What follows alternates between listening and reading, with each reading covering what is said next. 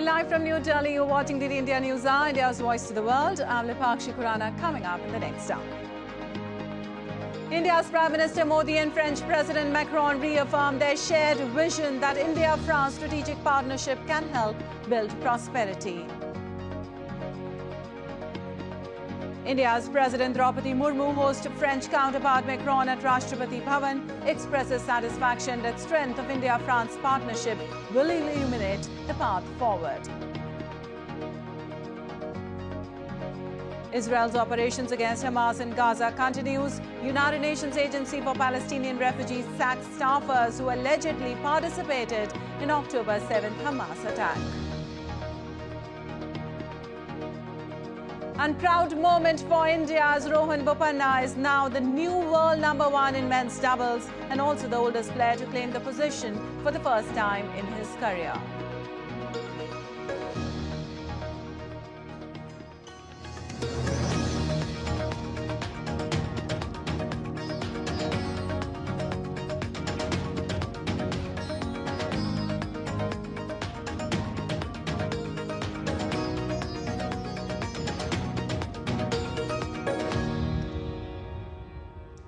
And on to details now. India's Prime Minister Modi and French President Macron reaffirmed their vision that the India-France strategic partnership can help build prosperity and resilience in their economies, advance their country's security and a more sustainable and healthier future for the planet. In a joint statement, India and France reaffirmed their commitment to jointly address the interconnected challenges of climate change, biodiversity loss and pollution. The two leaders looked forward to the third UN Ocean Conference to be held in Nice in 2025. They commended UAE's leadership in the successful conduct of COP28 in Dubai. President Macron commended India's offer to host COP33 in 2028. He also affirmed France's support for India's candidacy to the International Energy Agency. The two leaders stressed, in particular, the urgent need for the reform of the United Nations Security Council. The two leaders also underlined the need for the reform of multilateral development banks, shared common vision for the Indo-Pacific region. Defence and security partnership has been the cornerstone of India-France partnership in the Indo-Pacific region. India welcomed the forthcoming French summit on AI. Both leaders acknowledged the India-France civil nuclear ties. The leaders welcomed the outcomes of the first bilateral dialogue under the India-France roadmap on blue economy and ocean governance in Paris on 12th of October 2023 and agreed to strengthen their ongoing partnership.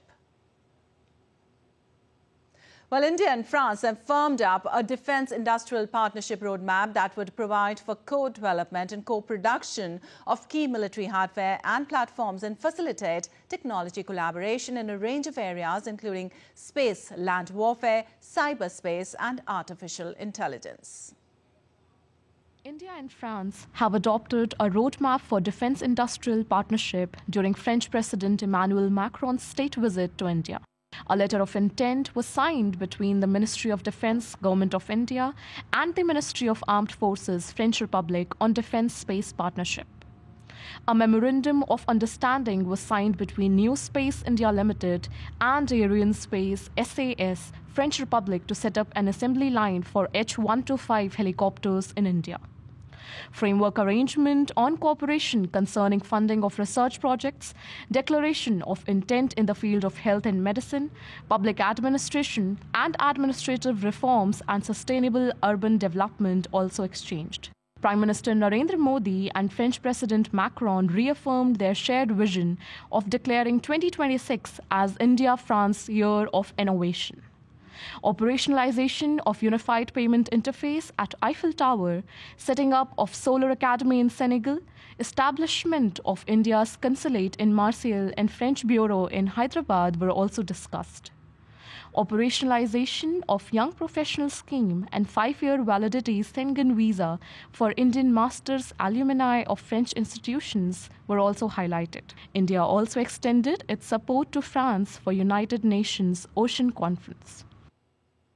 Also, India's Prime Minister Narendra Modi and French President Emmanuel Macron appreciated the growing counter-terrorism intelligence cooperation between the two countries. Both leaders strongly condemned the terrorist attack on Israel on 7th of October and expressed solidarity with the people of Israel. Both leaders also called for an immediate and unconditional release of all hostages. They also expressed grave concern at the possibility of further expansion of the conflict in the region, including in the Red Sea.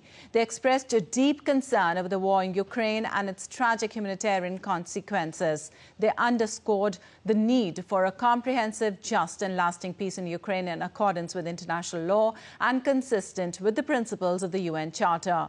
The two leaders also reaffirmed their unequivocal condemnation of terrorism in all its forms and manifestations, including cross-border terrorism, and shared their resolve to stand together in the common fight against global terrorism. They further agreed that no country should provide safe haven to those who finance, plan, support or commit terrorist acts. Well, during his visit, French President Macron visited the Hazrat Nizamuddin Aulia Dargah in Delhi on Friday. Nizamuddin Dargah is the shrine of the Sufi saint Khwaja Nizamuddin Aulia, situated in Delhi's Nizamuddin West area. Macron was the chief guest at India's 75th Republic Day celebrations at Delhi's Kartavya Path.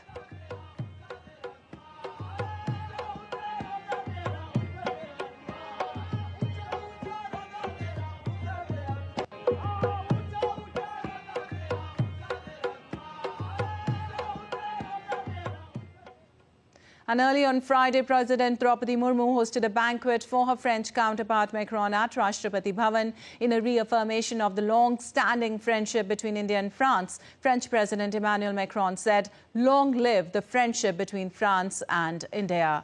At the outset of his address during the banquet, Macron expressed heartfelt gratitude for the warm welcome extended to his delegation.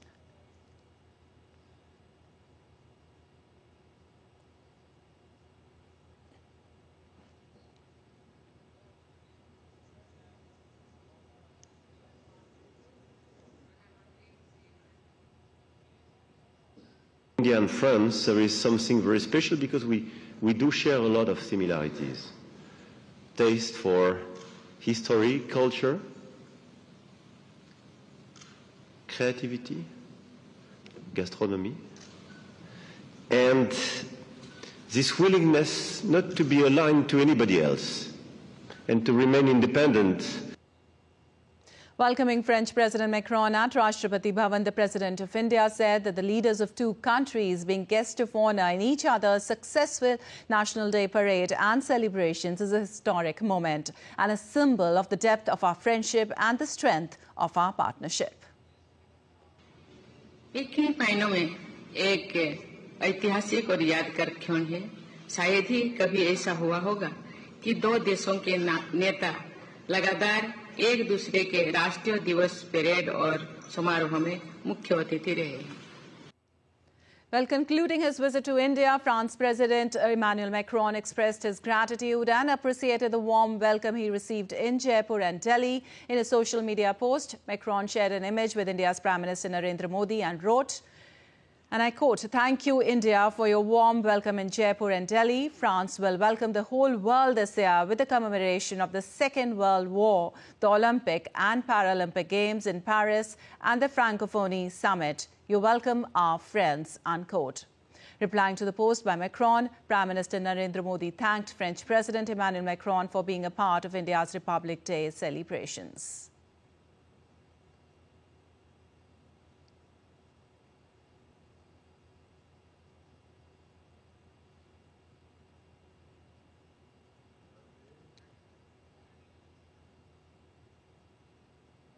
And now an update on the Israel-Hamas conflict. The United Nations has launched a probe against the UN Agency for Palestinian Refugees for their alleged involvement in Hamas's unprecedented October 7th attack on southern communities. The accusations made by Israel resulted in several employees being sacked. The U.S. has also shown their concern towards the allegations and said that it would provide no additional funding to the agency until the allegations were addressed. The United Nations Relief and Works Agency for Palestine Refugees chief has assured that any UNRWA employee who was involved in acts of terror will be held accountable, including through criminal prosecution. An urgent and comprehensive independent review of UNRWA will be conducted, as it has been announced by Philippe Lazzarini, the Commissioner General of UNRWA, back on 17 January. To protect the agency's ability to deliver humanitarian assistance, Commissioner General Lazzarini has taken the decision to immediately terminate the contracts of all these staff members and launch an investigation in order to establish the truth without delay. Any employee of UNRWA who is involved in acts of terror will be held accountable, including through criminal prosecution. Well, the White House spokesperson John Kirby has said that the U.S. is hopeful about progress in talks to release hostages held by Hamas and are in continuous effort to secure the release. Kirby also said that U.S. President Joe Biden spoke with Egyptian President Abdel Fattah al-Sisi on Friday. President Biden spoke with Qatari Emir Sheikh Al Thani and Egyptian President al-Sisi. As a matter of fact, that second call with President al-Sisi just wrapped up here a little bit ago to discuss the latest developments in Israel and in Gaza, including our efforts to secure the release of all the hostages taken by Hamas. We're hopeful about the progress, but I do not expect, we should not expect, any imminent developments. Moreover, in an early morning retaliation, Israel has struck a number of launches from Hezbollah with artillery fire on Saturday. IDF fighter jets attacked two Hezbollah infrastructure and a Hezbollah military compound in southern Lebanon.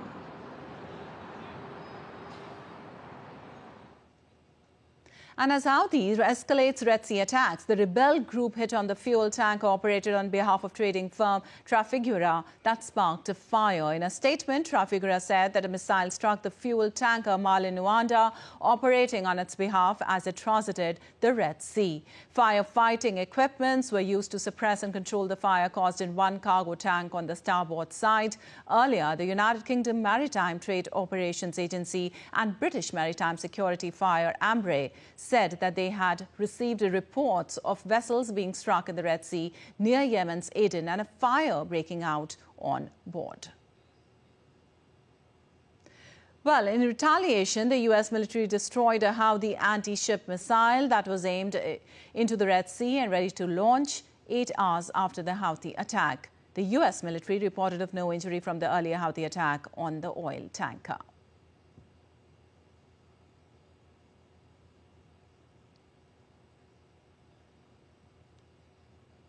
Well, Russia's investigative committee on Friday posted online a video of what is described as Ukrainian prisoners boarding a plane that later crashed in the south of the country. The Ukrainian commentators immediately cast doubt on the authenticity of the video.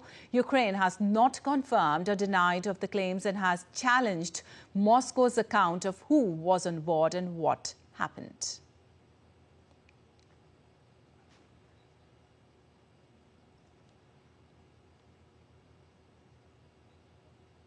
Meanwhile, Russian President Vladimir Putin said a Russian military plane that crashed near the border with Ukraine on Wednesday was shot down by Ukrainian air defenses.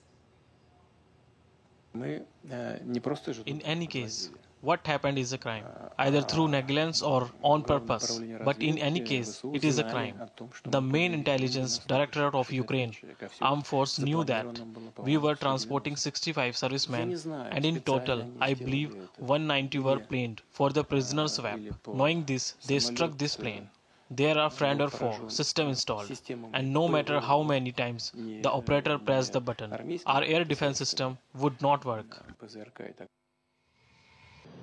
Moscow accuses Kyiv of downing the Ilyushin Tu-76 plane in Russia's Belgorod region and killing 74 people on board, including 65 captured Ukrainian soldiers en route to be swapped for Russian POWs.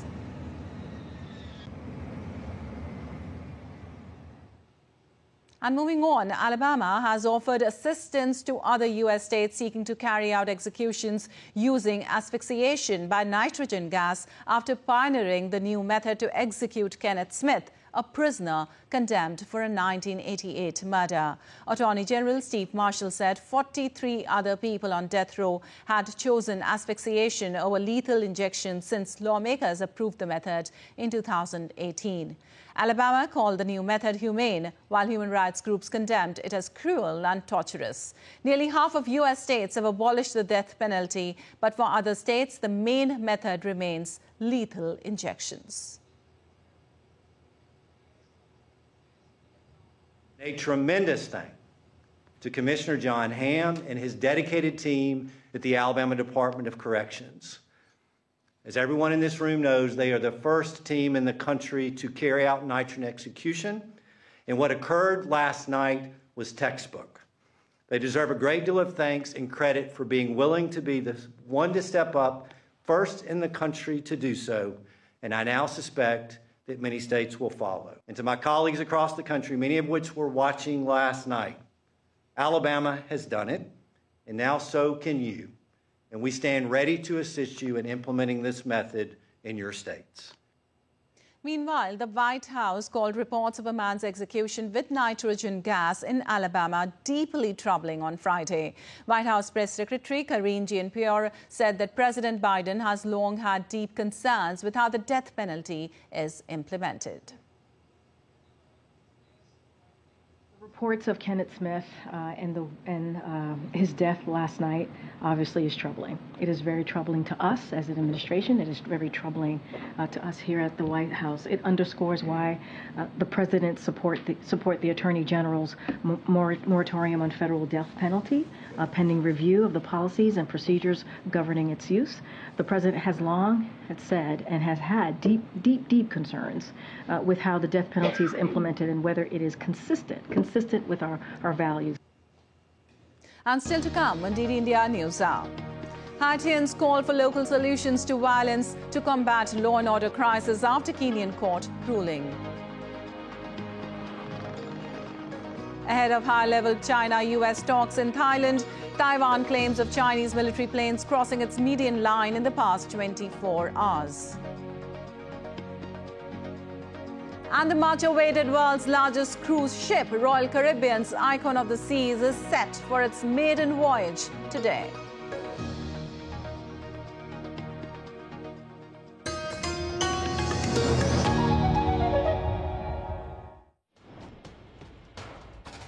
Wherever news breaks, whatever it takes. Connecting corners, cutting across continents. Stories that matter from across the globe.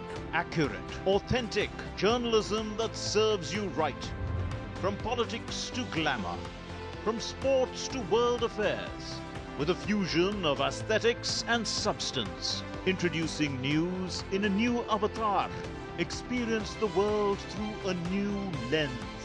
Stay tuned to DD India for an exciting journey beyond borders.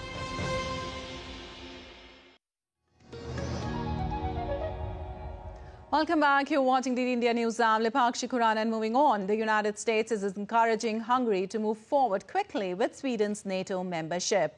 Hungary is the only NATO member that has not ratified Sweden's application to join the military alliance after the Turkish parliament ratified Stockholm's application and President Tayyip Erdogan signed off on the approval on Thursday.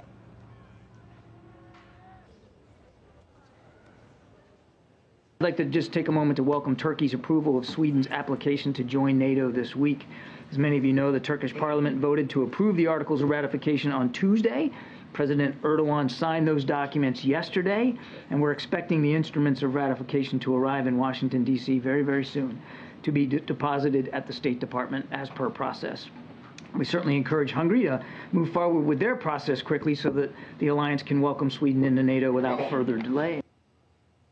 Well, Donald Trump was handed a stinging defeat on Friday by a Manhattan jury that ordered him to pay $83.3 million to the writer E. Jean Carroll, who said he destroyed her reputation as a trustworthy journalist. The 9-person jury awarded Carroll $18.3 million in compensatory damages, including $11 million for harm to her reputation. The jurors also awarded $65 million in punitive damages, which Carroll said were needed to stop Trump from continuing to defame her. The sum that the former U.S. president was ordered to pay far exceeded the minimum $10 million that Carroll had sought. Trump attended most of the trial but was not in the courtroom to hear the verdict. Trump said in a social media post that he will appeal.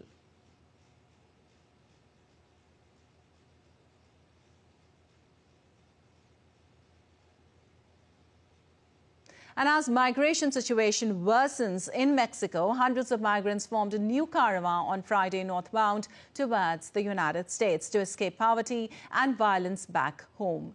Last year, a record number of migrants attempted to cross the U.S.-Mexico border illegally, which for many was the culmination of a long journey across the continent.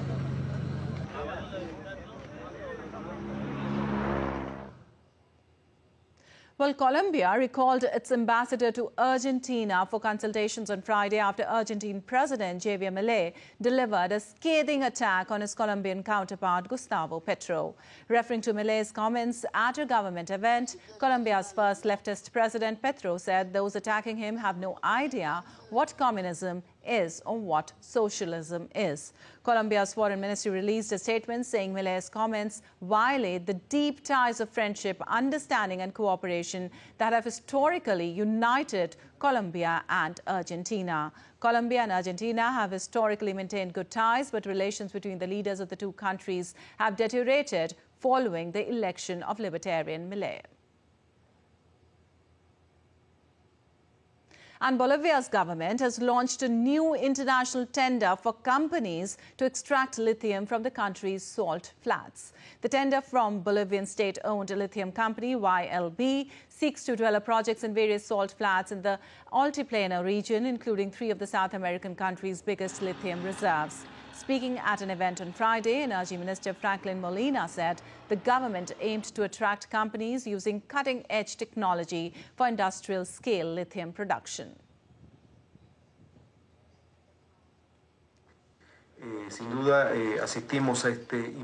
Undoubtedly, we are attending this important launch of an international call aimed at companies that have, due to their cutting-edge technology, the possibility of working with our state. Without a doubt, the objective is for them to actively join this technology, which is direct lithium extraction, which due to its characteristics allows us to develop projects that are part of the YLB portfolio in the Bolivian salt flats.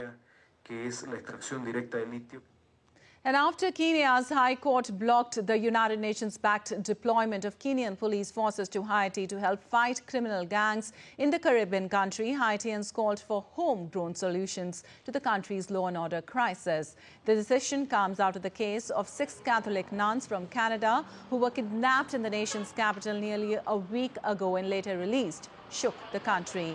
The ruling will set to increase troubles for Haiti's government as it has been requesting for an international-led mission to help curb violence and restore government control over the armed gangs.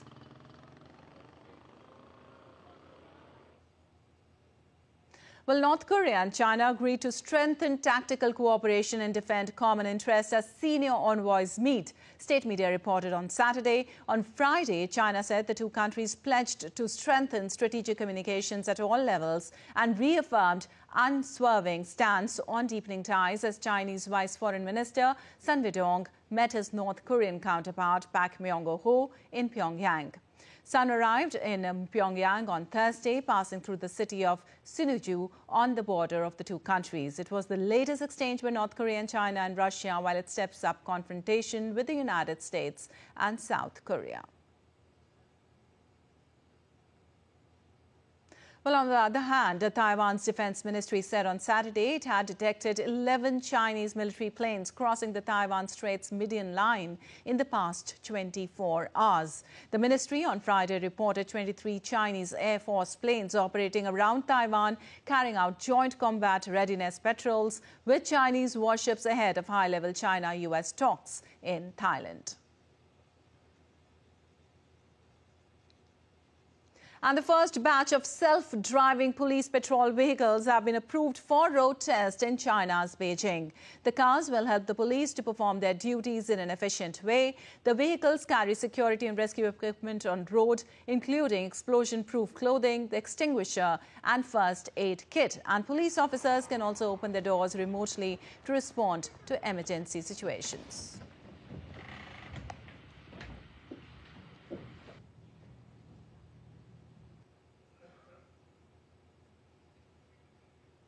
And preparations for the book fair at Bangla Academy and Suhrawadi Udyan premises in Dhaka are underway in full swing ahead of the month-long event. Workers and people concerned are now busy to raise stalls and pavilions. Bangladesh Prime Minister Sheikh Hasina will inaugurate the month-long book fair on 1st of February. The book fair, first beginning in 1972, has kept gaining glory, momentum and extravaganza with participation of people from all walks of life.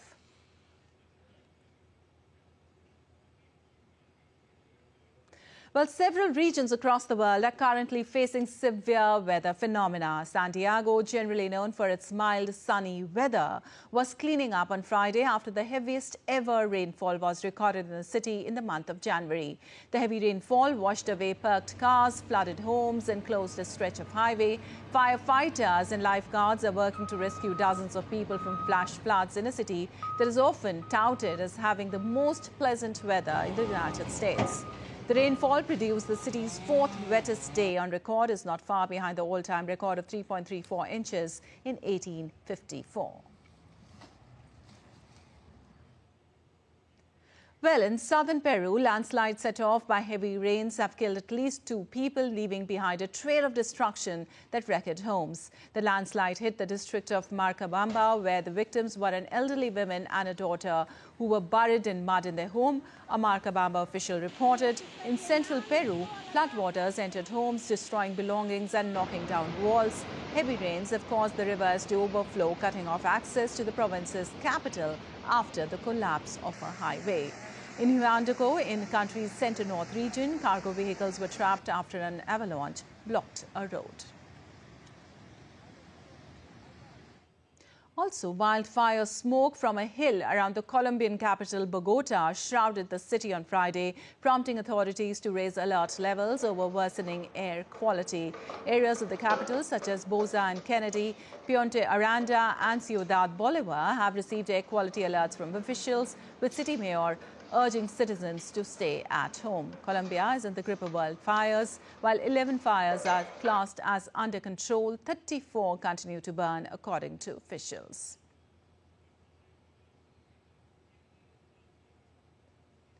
Moreover, locals and tourists enjoyed unseasonal warm weather at Madrid's Retiro Park on Friday in the middle of Spain's winter. However, locals are also worried as the spring-like temperature could mean that the summer season can become unbearable. By midday on Friday, the temperature in the capital had already reached 23 degrees Celsius. The Meteorology Service said it expected temperatures to reach 28 degrees Celsius in parts of southern Spain. Scientists have linked scorching temperatures and dry and windy conditions in many parts of the world to climate change. Last year was the second warmest on record in Spain, with consecutive heat waves causing droughts and wildfires.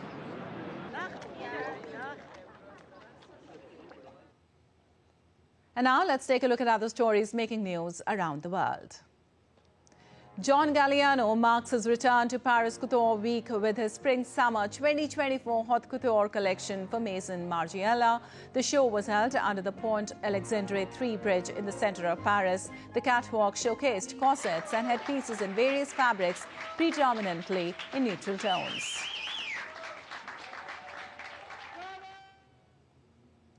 The first known piece of mail sent using a postage stamp is about to hit the Sotheby's New York auction. The penny blank stamp dates to 2nd May 1840 that features the young Queen Victoria's head in profile. Sotheby's estimate it could sell for between $1.5 million to $2.5 million. The live auction will take place on the 2nd of February in New York City. Thaipusam Festival was celebrated in a harmonious atmosphere across Malaysia as thousands of Hindus gathered in temples to display their devotion and fulfill their vows. Over 2 million visitors, both Malaysians and international tourists, joined in the celebration. Each year, thousands of worshippers climb up Batu Cave's 272 steps to commemorate the religious event.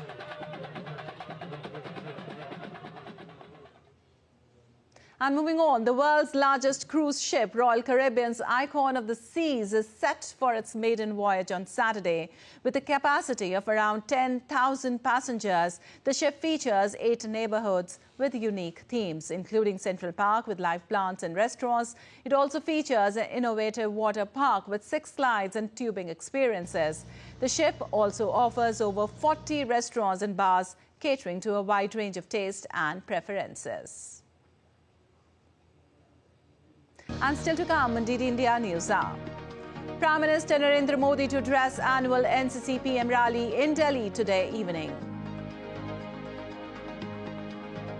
And iconic buildings in Moscow lit up in Indian tricolour, celebrating 75th Republic Day of India.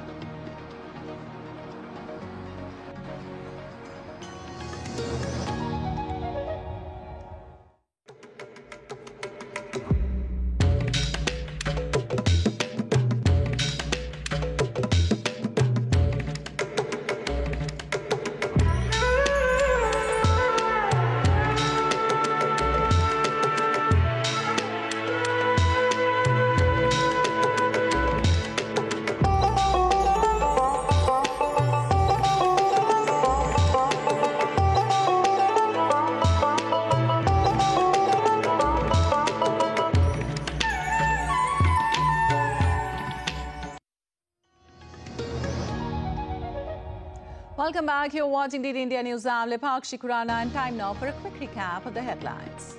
India's Prime Minister Narendra Modi and French President Macron reaffirmed their shared vision that India-France strategic partnership can help build prosperity.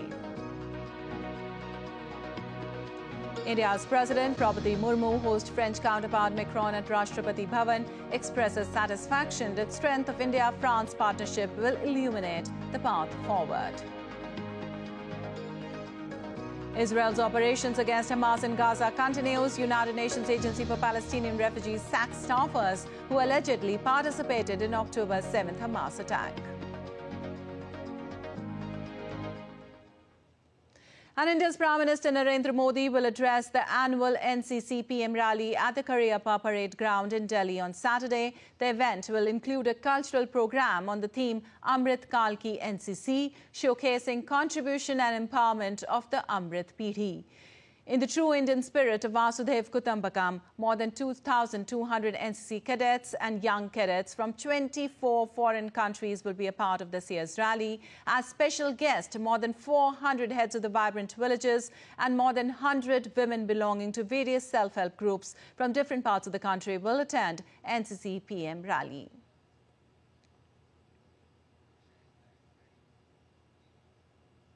And for more on this, we have our correspondent Akshay Dongre joining us. Well, Akshay, Prime Minister Modi is set to address the annual NCC rally in Delhi today, which is actually the culmination of the NCC training activities. What all is lined up?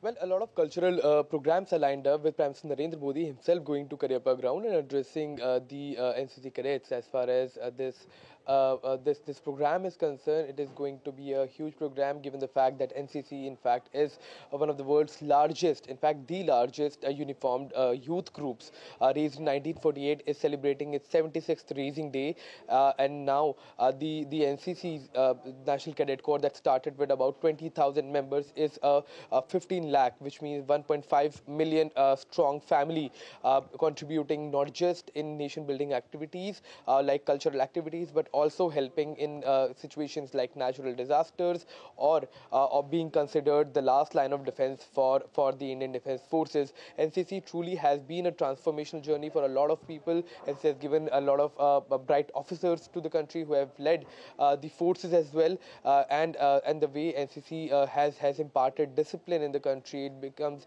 a truly momentous moment with Prime Minister Narendra Modi himself addressing the rally at the Cariappa parade ground for these NCC cadets, which will also see foreign cadets of about 24 countries and heads of villages of about 400 villages, along with women from self-help groups who also have been contributing in nation-building activities, highlighting their importance in civil society and other activities that have been going on for nation building. Well, Akshay, also, what can you tell us about the theme this year, which is Amrit Kaal Ki NCC? Well, as the country is celebrating Amrit Kaal and as the country marches towards being a developed country by 2047, the youth that is in fact one of the most important part of our country, as Prime Minister Narendra Modi has repeatedly highlighted that the youth of today is going to be the future of tomorrow, and the youth that is part of the NCC, the National Cadet Corps, will not only be joining Indian Defence Forces but also will be joining several other activities of nation building, and with the kind of discipline that is being imparted to them by the National Cadet Corps and the training that it gives, this truly will be a youth of Amrit Kaal, which will be perhaps one of the biggest contributor in the dream of developed India by 2047. A lot of women NCC cadets there also. A lot of special guests have been invited, like the heads of villages, as you said, and a lot of women. Can you tell us the significance? Well, NCC has been an organization which has historically given equal opportunities for boys as well as girls. They have been given equal kind of discipline, training, equal kind of other opportunities that have been given, and the way they have been working in nation building works. It is not just the NCC that will be addressed by the Prime Minister, but also the heads of villages of the Vibrant Villages programs that has been going on at the behest of Prime Minister Narendra Modi, the schemes that he has brought, as well as the women from these self-help groups that have been doing voluntary work for nation-building activities, and that is why on this behalf, along with the NCC cadets, these sarpanch or the heads of states of these vibrant villages that are in fact transforming at a rapid pace, along with these women who have been working at self-help groups, will be addressed by the Prime Minister, and how they can contribute further to the nation-building activities, and how Prime Minister Narendra Modi, or rather the government of India and the entire country, appreciates the kind of work that the NCC, the heads of these villages, as well as the women from these self-help groups have been doing for the country. All right, thank you so much, Akshay, for that information from there.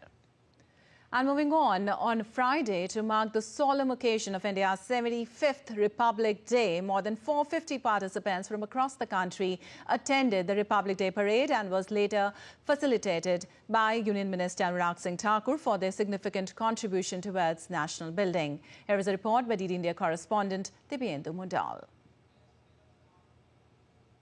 These 450 participants coming from across the length and breadth of the country witnessed the magnificent Republic Day parade in the national capital's Kartavya Path as special invitees of the Prime Minister of India. They are no ordinary participants, but each one of them have made remarkable contribution towards nation building and making India one of the greatest nation. Union Minister Anurag Singh Thakur felicitated the special invitees on Friday for their remarkable contribution. आपका काम आज आपकी पहचान बनी। आपने किसी award लेने के लिए काम नहीं किया था। आपने भारत को आगे बढ़ाने के लिए अपना योगदान दिया था। और मुझे प्रसन्नता इस बात की है कि आपके कामकाज की पहचान किसी और नहीं, नरेंद्र मोदी जी ने अपनी सरकार में की है। इसके लिए आप सबको बहुत बहुत बधाई। मैं देख रहा हूं यहाँ पर मन की बात के लोग जम्मू से लेकर मणिपुर तक के, तमिलनाडु से लेकर गुजरात तक के लोग हैं। बहुत लोगों को प्रधानमंत्री जी के मन की बात में किसी न किसी विषय से जुड़ते हुए हमने सुना। मन की बात माने जो चीजें मीडिया की नज़र से भी छूट जाती हैं, जो चीज़ें लोगों की नज़र से भी छूट जाती हैं, पर भारत के जीवन में छोटे से छोटे आदमी का भारत को बनाने में जो योगदान है, उसको अगर किसी ने रिकॉग्नाइज किया है तो हमारे देश के हमारे प्रिय प्रधानमंत्री नरेंद्र भाई मोदी जी ने किया है। The special invitees, which also included a number of Padma awardees and many of whom have come from the far-flung hinterlands of India, have made significant changes in the lives of many. In 2017 April, Prime Minister of India, Shri Narendra Bhai Modi ji, took my work Save the Sparrows in his Mann Ki Baat 33rd episode. And it was an overwhelming experience and amazing to learn and understand all throughout that, you know, because of Mann Ki Baat, the work has spreaded very fast on all over the world. In the year 2018, I created Prasiddhi Forest Foundation. I was only 6 years old with the mission that I also want to plant 1 lakh trees. And it started, and when I planted 13,000 trees, I was so pleased to know that I have been recognized with the Pradhan Mantri Rashtra Bal Puraskar, Prime Minister National Child Awardee in 2021. So to promote it at this level, you know, to connect with them through Mann Ki Baat, where the Honorable Prime Minister itself is talking to you and spreading the message, this is something really exceptional and motivational. Many working for the environment, some to preserve traditional art forms and culture, and many to uplift the society. The recognition of their work by the Prime Minister will inspire generations to come.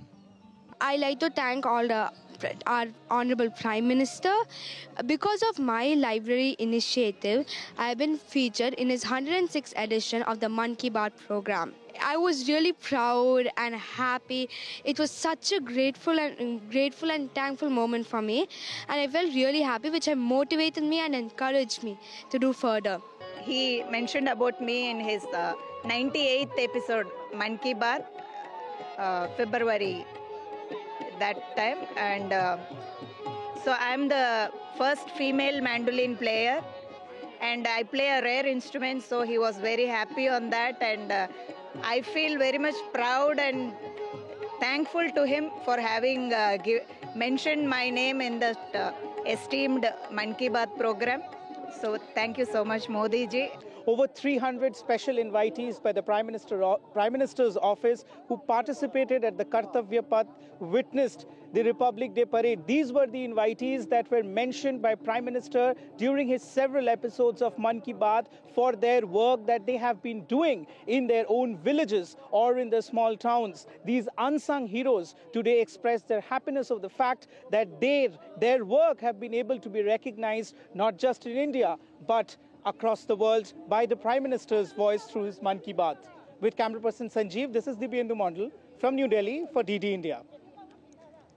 And the Embassy of India in Vilnius, Lithuania, celebrated the 75th Republic Day for the first time with great fervour and joy. The opening of the embassy in Vilnius in March 2023 was a landmark. It was a landmark in bilateral relations between India and Lithuania and a testament to the commitment of both sides to further strengthen bilateral ties between the two countries. The Indian community in Lithuania has been steadily growing with around 4,500 Indians, mainly engaged in higher education, engineering and life sciences. Given that this was the inaugural celebration of Republic Day in Lithuania, the event received notable coverage in the local media.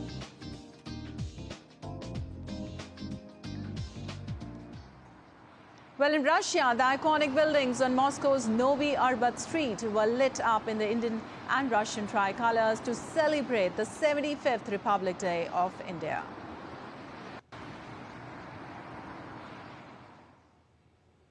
And now let's take a look at other stories making news today. Devotees in large numbers continue to throng the holy city of India's Ayodhya to offer prayers to Lord Ram Lalla. The temple trust has shared the new timings of Aarti and Darshan for the devotees. The devotees can now visit the temple after the morning prayer from 7 a.m. IST. Rapid Action Force personnel have also been deployed in and around the temple to monitor cardinal movement of devotees. Frost forms on plants and vehicles in as minimum temperature dips to 2.5 degrees Celsius this winter. Locals affected by the harsh chill predominantly stayed indoors, causing a noticeable impact on daily activities in the region in Ooty. Devotees gather to mark the 3 days annual festival at India's Munyandi Swami's temple, where mixed rice Indian dish biryani is served as prasad. Locals believe that biryani is the favorite food of the deity, Lord Munyandi.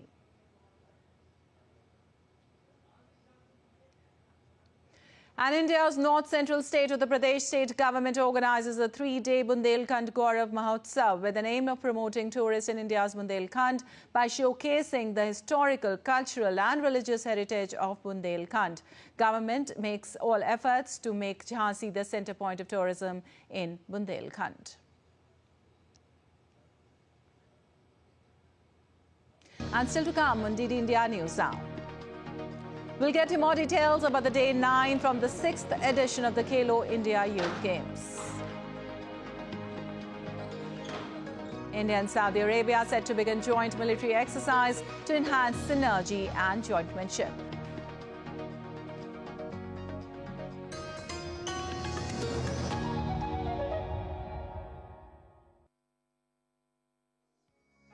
The eagerly anticipated 7th edition of the interaction that every student in India awaits is here, Pariksha Pe Charcha, with Honorable Prime Minister Narendra Modi. This time, PM Modi will also engage in discussions with parents and teachers, aiming to assist and empower them in supporting students to achieve all their dreams and goals.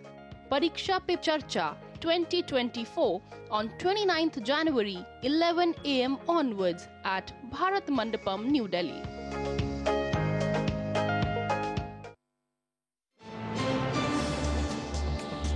Voice of a rising aspirational world.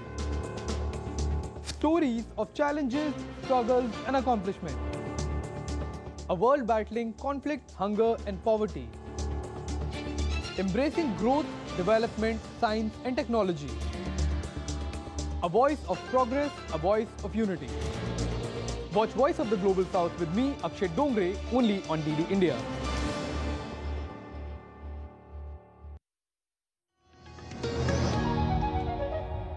Welcome back. You're watching DD India News Now. Lepakshi Khuranan on to some sports news now. The 6th edition of Khelo India Youth Games witnesses day 9 today, which will be an action-packed day. Hockey men and women's team will play the finals representing Haryana, where swimmers will bout it out for the coveted title from today onwards. Taking inspiration from Bopanna's latest achievement, tennis stars will also begin action today and wrestlers will put their best moves on the mat. Till now, Maharashtra has managed to remain at the top of the points table. However, as the day progresses, more number of medals will decide the fate of the athletes.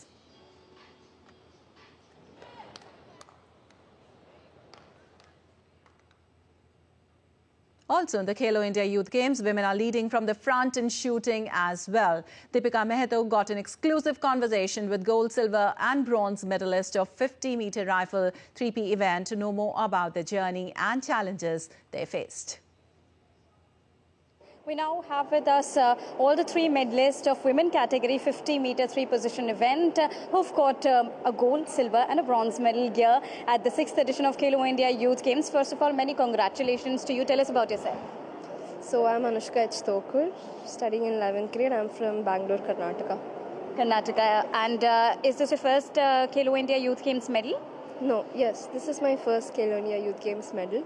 But I participated in Khelo India last year also. And also, this is your second Khelo India Youth Games medal. First, introduce yourself. Tell us about your journey so far. My name is Melvina Angel and I'm from Tamil Nadu. I'm doing first year B Civil Engineering in Velamal College of Engineering and Technology. I train in Madurai Rifle Club and Gun for Glory Centers.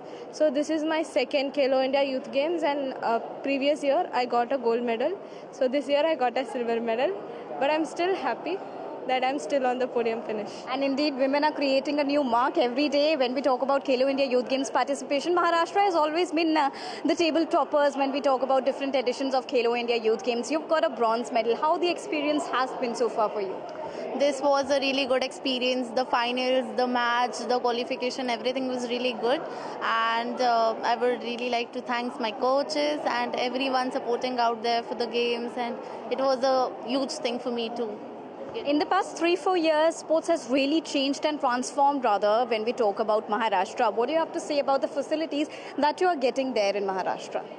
Maharashtra is providing good facilities, but I feel in shooting there is still scope of improvements for facilities in like whatever you offer to the sports person, diet and everything. It has a scope of improvement.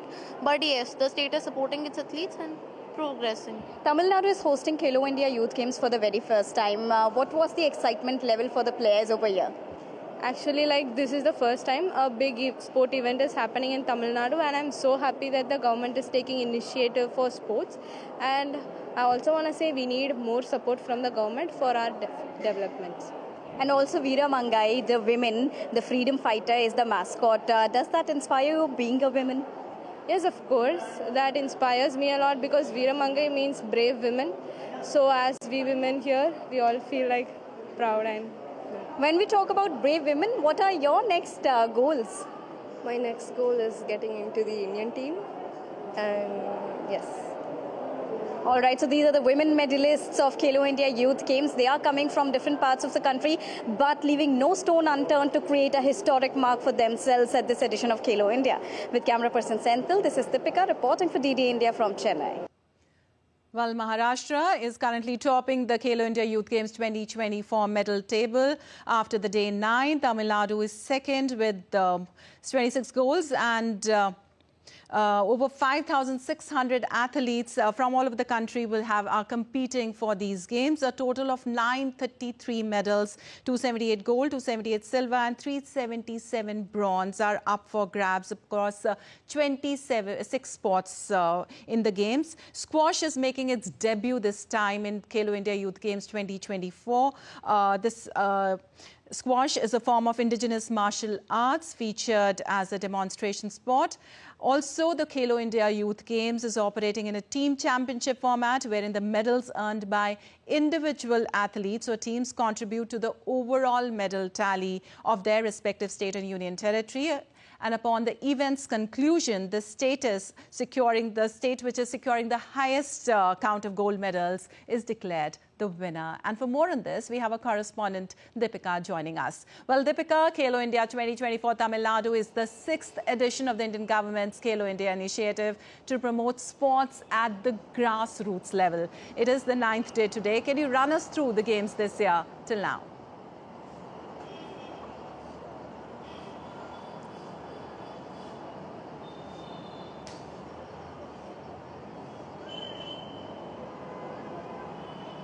Well, Deepika, day 9th today, can you run us through Indeed, it is going to be an action-packed today, Lipakshi. When we talk about the 6th edition of Khelo India Youth Games, you rightly said this is the 9th day of Khelo India Youth Games. While many sports have culminated like boxing, athletics, but from today onwards, we would witness many sports, which includes swimming, tennis and other sporting events also, which includes combat sports. Along with, when we talk about swimming, we will have different categories of swimming which will be played from today onwards, and weightlifting is also going on. We would be having multiple medal ceremonies going side by side when weightlifting kick starts. And also when we talk about the tennis event, many people have taken inspiration. We had a word and interacted with the tennis stars over here. They've taken inspiration from Rohan Bopanna, and after watching his achievement right now, he's become the world #1 at this age especially. They are all set to put their best foot forward in the tennis event also. So this is how the day, as we progress towards the end of Khelo India Youth Games, the events are getting even more intense, Lipakshi. Also, women are leading in shooting as well, Deepika. We saw you talking to them. Can you tell us about that?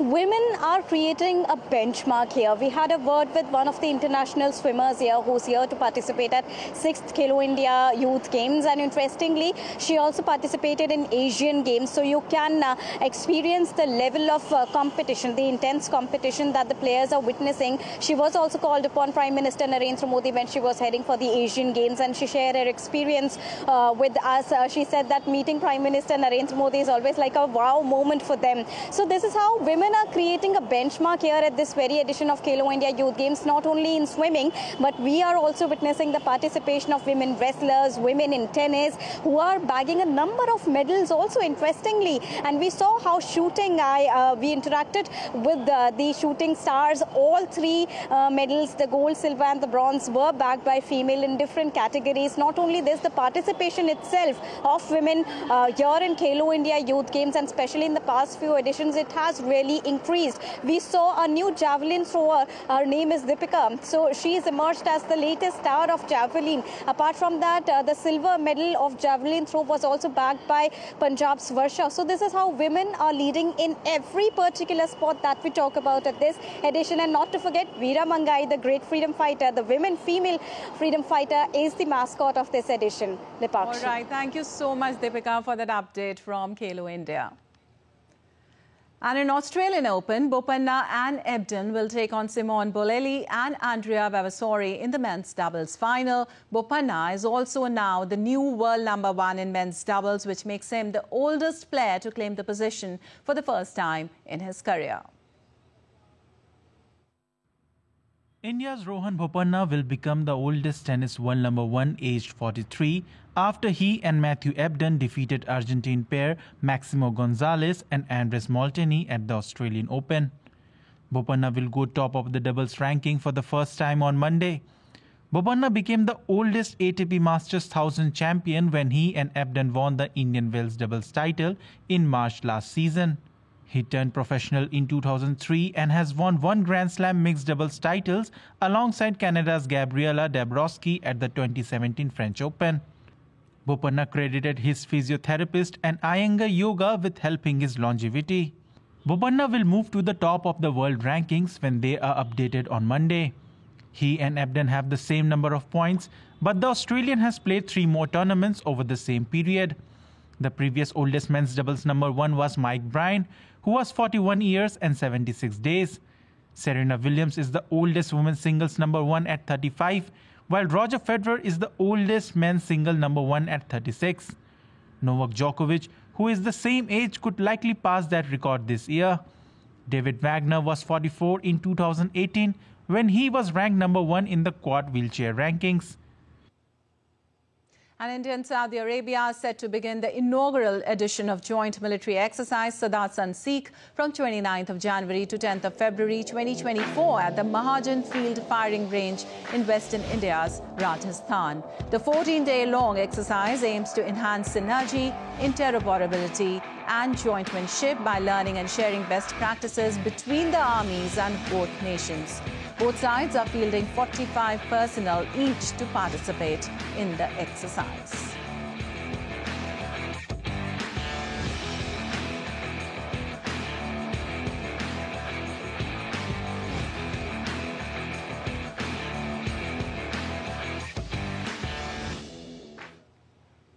Well, that's all for this edition of DD India News Hour, but let us know your thoughts on the news of the day. You can connect with us on Facebook, X, formerly known as Twitter and Instagram. We'll be back with more news as it breaks here on DD India. I'm Lipakshi Khurana from all of us here in Delhi. Thanks for watching DD India News Hour.